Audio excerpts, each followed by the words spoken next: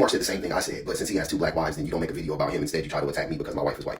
First of all, how dare you invoke the name of Dr. Umar Ifatunde with a fresh milk mustache? But let's talk about causation and correlation because nuance be missing, y'all. Did you know there's a high correlation between the number of ice cream sales and the number of people drowning every year? Whenever ice cream sales increase, so do the number of drownings in that area. Does that mean eating ice cream causes people to drown? Of course not. The true causation is that both variables are influenced by a third environmental factor, warm weather. In hot weather, people will tend to buy more ice cream and tend to go swimming, leading to more drowning accidents. We don't hold ice cream accountable for making people drown. Ice cream doesn't cause people to drown. Hot weather does.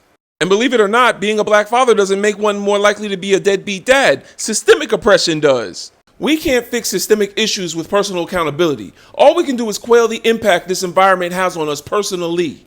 These problems won't go away until systemic patriarchy does. And holding the generalized group accountable is harmful because it validates the no good narrative people have towards black men.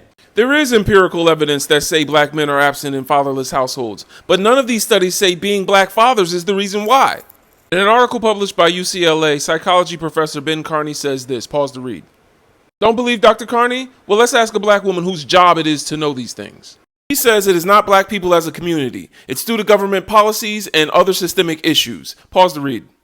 Now, before you say I'm calling anybody, once we all have this context, we as black men have a personal responsibility to rebuild our family structures despite systemic barriers to fatherhood put up against us. We have an obligation to empower, protect, and be involved in the lives of our women, which is why I say to the original creator, as someone that has chosen to not be a part of that solution, why do you repeatedly make content propagating stereotypes about black men while also discrediting positive reporting about black fathers?